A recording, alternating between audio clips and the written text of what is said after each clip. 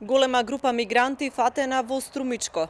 36 жители на Сирија, Авганистан, Пакистан, Ирак и Камерун се пронајдени во комби што го возел 29 годишен жител на Арачиново.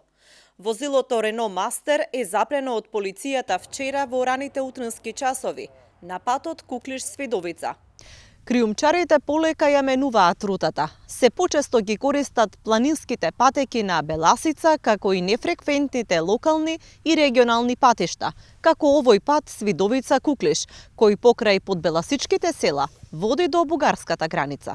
Возачот на комбито е задржан во полициската станица во Струмица, а по документирање на случајот, против него ќе биде поднесена соодветна кривична пријава.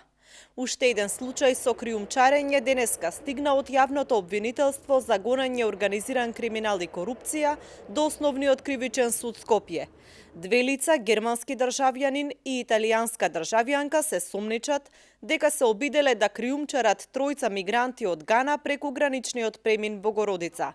Настанот се случил на 5 јануари, кога двајцата осомничени со возило со германски регистарски таблички и лажни лични карти на Европската Унија се обиделе да ги внесат тројцата мигранти во земјава.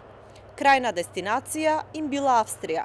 Од МВР велат дека криумчарењето преку државната граница е најизразено преку илегалните премини на македонско-грчката граница.